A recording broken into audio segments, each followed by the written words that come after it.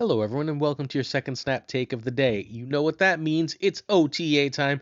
This OTA is humongous. They have shifted the meta in a very real way. They have buffed a ton of cards that are underplayed. They have nerfed some of Marvel Snap's best cards. We got to get to this. The first thing they nerfed is Strange Supreme. Strange Supreme goes from a 2-2 to a 2-1, and it seems like this isn't going to be a huge change because you're looking at Strange in these lanes where he's like 25 power and it seems like he's unbeatable, right? What difference does one power really make? And yes, he is still going to be an S tier card, particularly in Thanos and even in some Clog decks. However, the caveat here is those he doesn't go off in every game, right?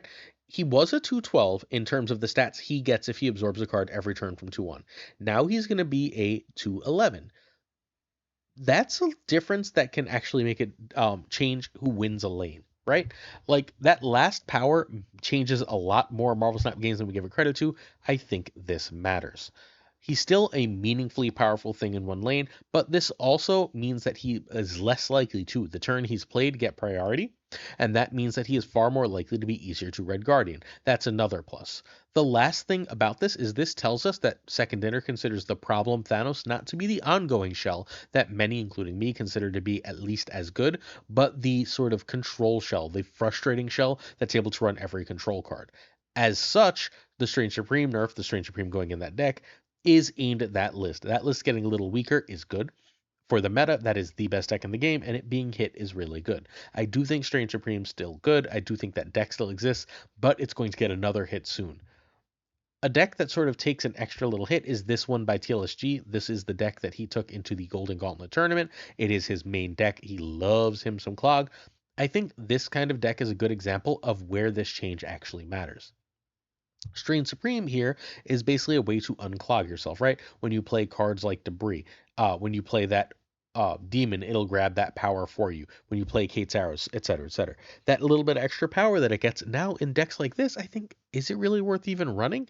Is it worth running in a Clog deck? Is it worth running in anything but Thanos now? Where like in Thanos, it's real like it's always going to have Stone Seed. It's always going to be almost at max power. Here you have to do some work for that. This is a good example to me of a deck that he's no longer going to be nearly as relevant in. We are going to look at that sort of control Thanos later, but for the time being, I think what's important to note is that this kind of deck, the sort of decks that just ran Strange Supreme because take a reasonably big hit, while Thanos takes a smaller hit but is still relatively damaged. And again, Thanos will take another hit later. And speaking of another hit, this is one to that Thanos deck. Actually, to any Thanos deck. All Thanos decks are running Sam Wilson, who goes from a 2-2 to, I think, a 2-3. It's a little unclear based on the writing, and, you know, the OTL will be live, so you'll know a little better than I will. But this is the big change here is the shield goes from an 0-1 to a 0-0. That's huge. The shield, which was amazing for priority, is no longer amazing for priority. It is now ridiculously good at protecting from Red Guardian, hi Madam Web, but it is no longer changing for priority. This, I think, is still an S tier card. It's still going to go in a lot of decks, but I think we're going to have more reasons to do so. The reason it's going to go in a lot of decks right now is that there's this Batrock package where you run Sam Wilson, Batrock Craven, and potentially some other cards that puts up a ton of power. I think Sam is still worth it for that package. Well, I know Sam is still worth it for that package because that package is so many freaking points. But this does put some more impetus on actually playing Sam. The shield is going to be far worse without Sam now. It'll still be okay for Blue Marvel / Spectrum buffs, which means ongoing Thanos is hit less than most other Sam Wilson decks, and it'll still be good for Agamotto style decks or for when you're just trying to get things in specific positions for cards like Captain Carter or Prodigy. That's where Sam Wilson is used, and I don't think anything's going to take him out of those decks really. So that makes this a really good change. I don't think that this is going to be the best card in the game anymore. I don't know if it was right now. I think Thanos kind of was. But I think that this is a reasonable knock to this card, and it makes playing Sam Wilson and playing Sam Wilson early far, far more important. It also means that like when you like play Scream, that shield getting extra negative power really matters. Like there's a lot of little implications here. This is definitely a serious blow to Sam Wilson. Again, I think he can fall down to A tier from this. It's possible that with Merlin coming out next week, they just want to give Sam a little nudge down to give Merlin some extra equity into the meta because I do think Merlin's going to be insane. I think Merlin is going to be a Sam Wilson, original Sam Wilson tier season pass card. So it's possible that Merlin ends up quite that good. But um, taking Sam out of a couple extra decks that don't really want him but just sort of run him because he's best in slot is the goal of this, and I think it's likely to achieve that goal. I think that this is a good example of a deck that Sam is still going to go in because this is the Batrock and Craven package. Batrock and Craven together are just too much power with Sam Wilson to cut from a lot of decks. I think the Scream deck ultimately remains completely unchanged. Whether you run this version, I've seen versions that fundamentally cut Scream and run Galacta and Gwenpool in this package and then run some control cards. I've seen versions that run Ajax and Abomination with High Evolutionary and just run that Batrock Scream Craven thing as an early, sorry, Batrock Sam Craven thing as an early package. All of that is still probably good. So I think that Sam, again, will still have plenty of homes in the meta. It's still going to be a very powerful card. You just want to make sure that you're actually using it and not just playing it to play it. This is the big one. This is, in my opinion, the change that is most likely to have a ridiculously outsized impact on the metagame. The Time Stone does the same thing, but it loses a draw. The Time Stone was apparently the winningest and most important stone, which is surprising because of the Mind Stone, but or at least the most prominent stone in terms of Thanos. Thanos being a 5/12 that can not be destroyed and can be played anywhere is wild, a thing we talk about in a million different videos. Losing a draw really hurts this deck, right? You've seen early draws, or if you've ever played Thanos or played against Thanos, early draws where they're dropping like a Power Stone or they're dropping Ant-Man are so much worse than the ones where they're drawing cards. And when they start by using, like, they start their draw, as soon as they can start their draw, it spirals. So anything that makes that less consistent is very strong. I do think this Thanos is probably going to still be an S tier. But I also think that this hurts the Thanos tech decks a lot more than Thanos ongoing decks. The Thanos ongoing decks were less inclined to actually worry about Thanos. They were less inclined to give a shit about the time stone in particular because it's not an ongoing, right? And those tech decks need their draw because they need to draw into the proper tech. The ongoing Thanos just wants to play a bunch of ongoing cards and get big, and I don't think that really is too affected. I wouldn't be shocked if ongoing Thanos just becomes the best deck, but if ongoing Thanos is clearly the best deck, Killmonger is still very bad for that deck, and now we're running Kyara, and we have a whole like actually new shift in the metagame. I do think that this is enough to push the control Thanos down. I know at least for a little bit people are going to play it less, which is pretty good. And if this isn't enough, we have OTAs coming next week and the week after, so we should know relatively quickly if this is enough or not. And I am very, very positive on this change. My guess is that something like this is the best Thanos. I just grabbed the Derek version. It doesn't have to be this exact 12. The Gorgon in particular is a big swing card. This deck did take 2 hits though, right? Sam Wilson is weaker for this deck. And then you've got the change to the Time Stone, which makes it weaker. So this deck did take 2 hits. The other deck did take 2 hits. I just think this deck is more capable of sort of ignoring that and just going forward because it puts up so freaking much power. But we shall see what this does. Again, I fully expect Thanos to still be S tier, but Thanos was alone in S tier. I think this change, or these 2 changes, 3 changes depending on the version, really do allow other decks to join Thanos at the top of the metagame. Before we go further, please hit that sub button, like, and comment. We bring you the most Marvel Snap content of anyone. This is our second video today. Tomorrow morning, we'll have the top 10 decks of Marvel Snap. We cover Marvel Snap more consistently and thoroughly than anyone in the game. If you want more Marvel Snap content than anyone, hit that sub button. We give you at least 3 exclusive decks every single day. Next up, we got Hazmat. And this is another ridiculous change, like huge. I don't think it's a bad change. For the record, I think this is actually probably a very good change. Hazmat is now a 3/3 from a 2/2. So, okay, let's start with Hazmat on a 2 against an opposing board if you can play Luke, right? Let's say you play Luke, and let's count that as 5 energy. For 5 energy, you've got 4 power from Hazmat and Luke, but your opponent's side of the board, they have 12 cards. So if they can lose negative 12 power, which is not that unlikely, right? For 5 energy, you are getting 16. That's a lot. That's an awful lot, right? Especially because it's enabling all your other stuff in the deck. It's enabling the 311 that is Diamondback.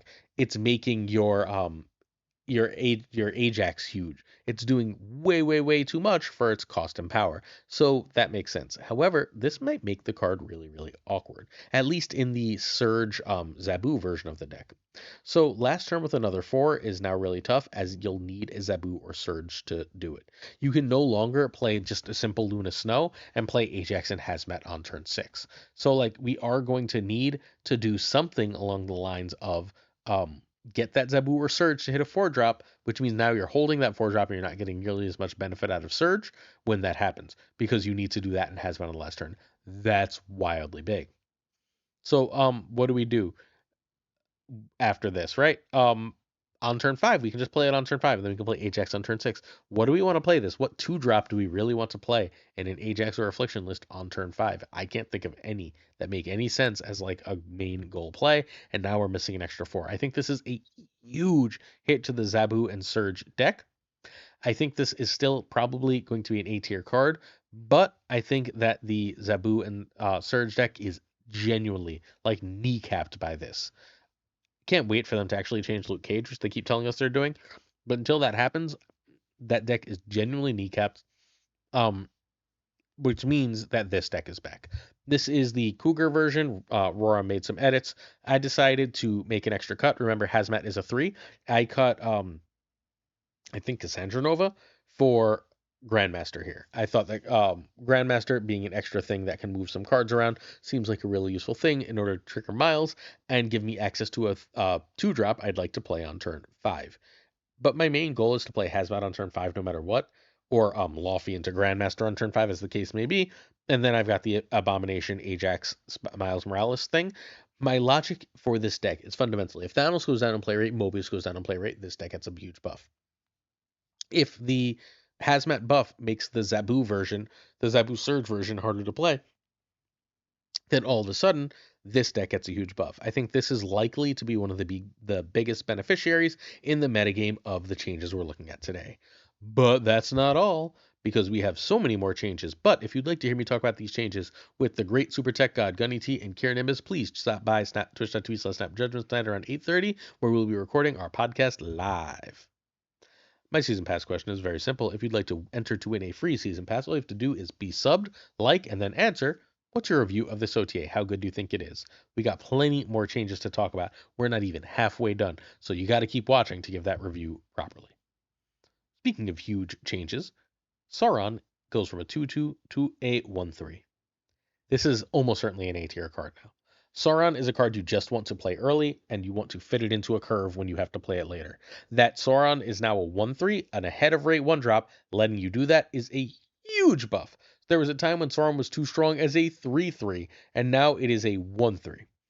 So you just sort of jam this in. There's like a few decks that this goes in. I know my friend Zenade, who stole 8 cubes from me, absolutely robbed me for 8 cubes yesterday, is like literally singing and dancing as he sees this change. But this is going to be in so many decks, and it's going to be so consistently powerful going forward that I think it cannot be overstated how much Sauron is going to like represent a meta force.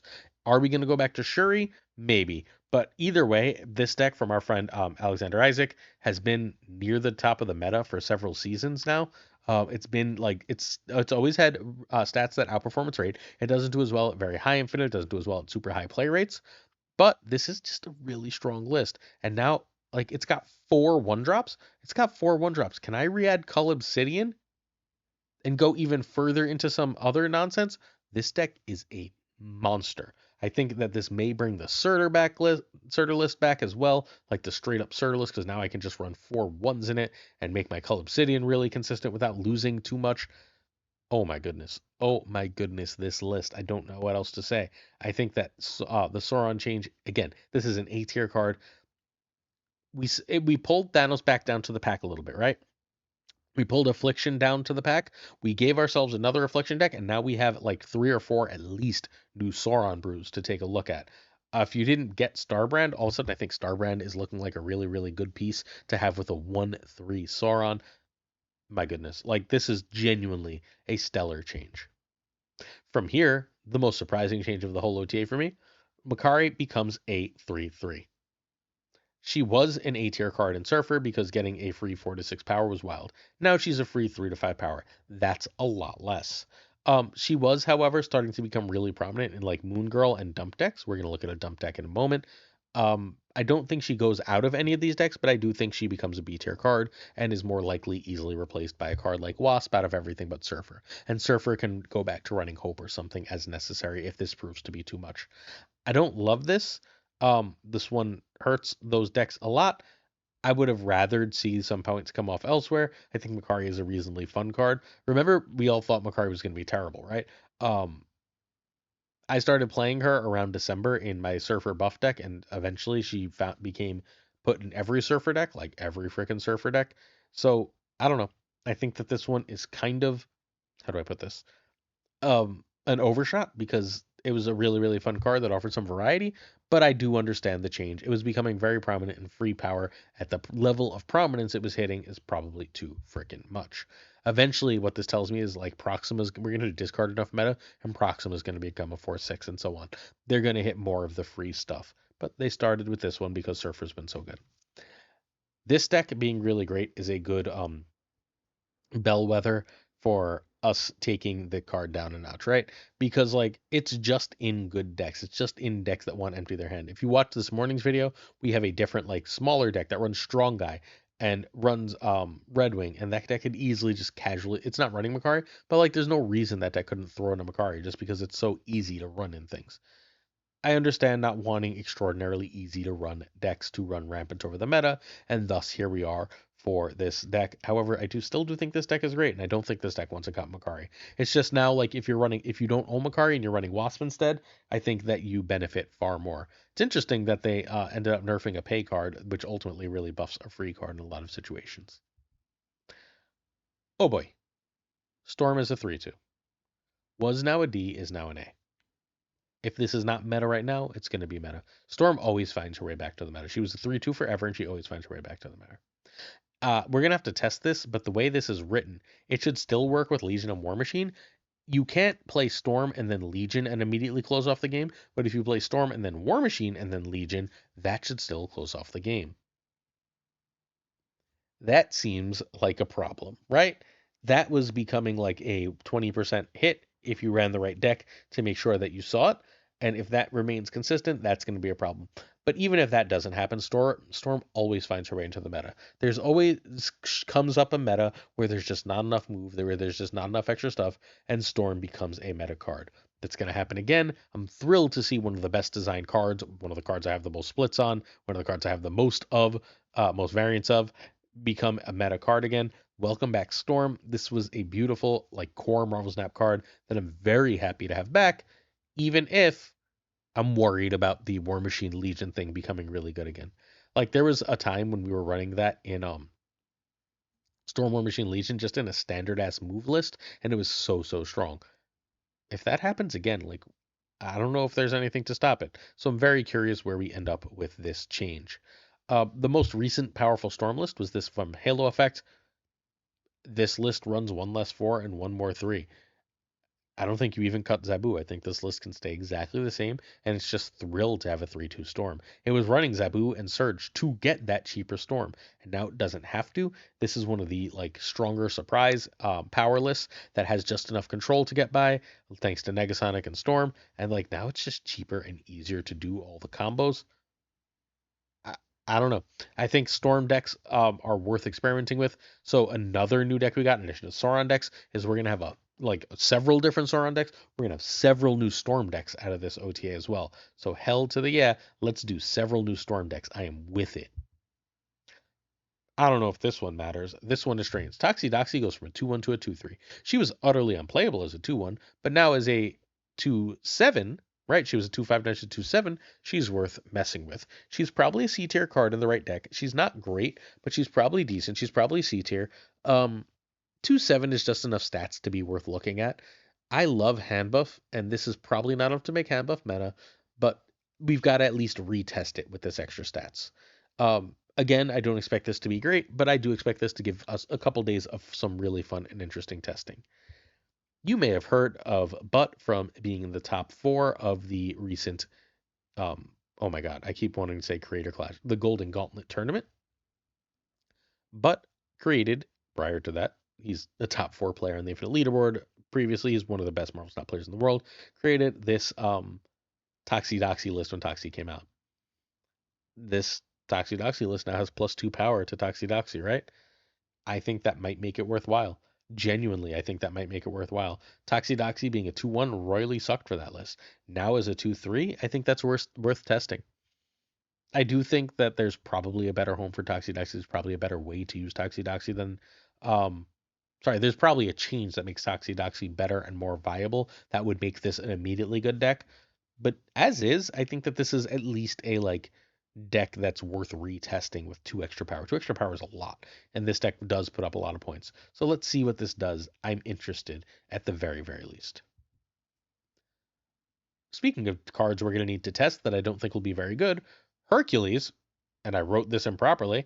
Apparently I copied this improperly, excuse me. Hercules now only affects your cards. So he was utterly useless because your opponent would just move Sam Wilson to his lane and not have to worry about him. That won't happen anymore. It's only your cards that he's going to use. I can't see him getting above a C, but I hope I'm wrong. Hell, I hope he even gets to C because he's been an F since release.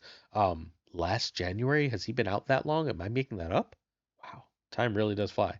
But he's a Series 3 card. I think he might have some power. He's at least decent with Zorn, right? There is some fun stuff to do with him. Again, do I expect this to be great?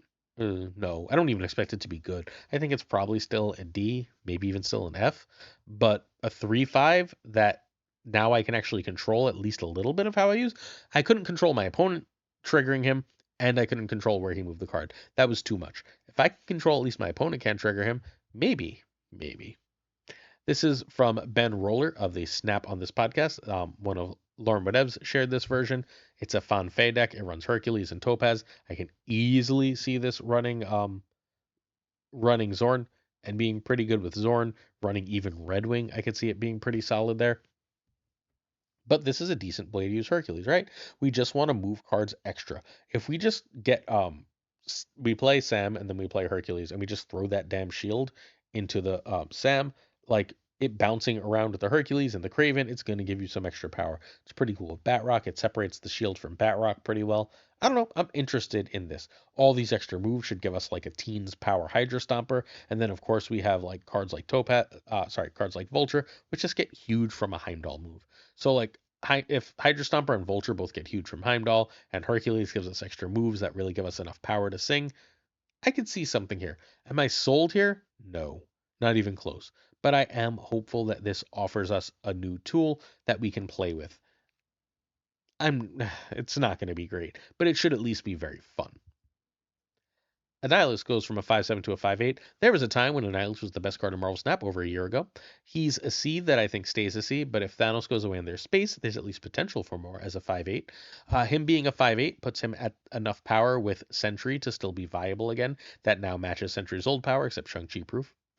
I want this to be good, but every time they change this, I'm like, maybe now it'll be good, and it's still not good. I'd even be happy if this was back to a B, but I don't really expect that. But again, this OTA gives us a massive amount of things to test and try. I've got to play a Hercules deck. I've got to play a Toxy Doxy deck. I've got to try an Annihilus deck, right? That's really cool. Even if most of those don't work, it'll take us time and effort and fun in finding that out.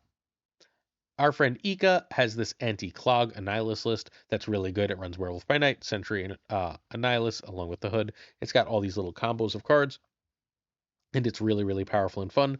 I think that this list might actually have legs now. Yes, Sam Wilson was nerfed, but it still has all the other powerful Sam Wilson things that you love to see in this type of list.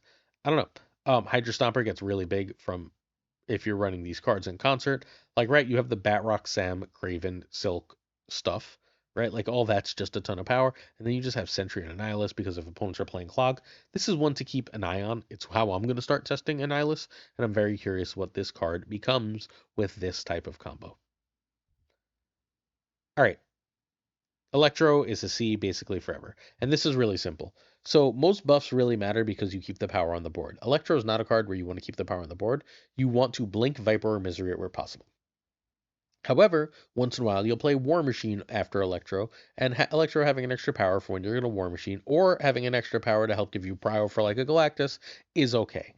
I don't. This is probably the least interesting change of all of these to me because it's Electro. But I don't know. I don't really care about this. This just doesn't seem like it's going to matter.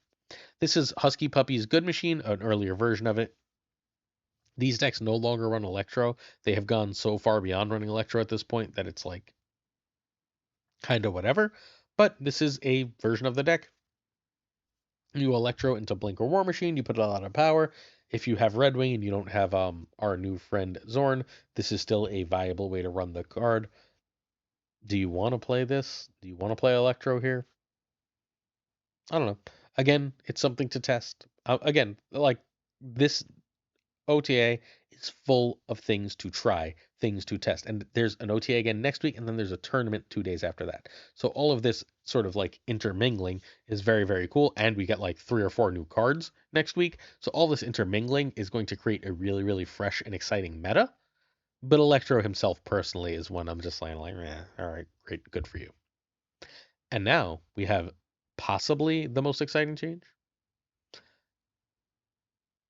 Cerebro goes back to a 3 cost, but it no longer gives +2 power. It now gives +3 power.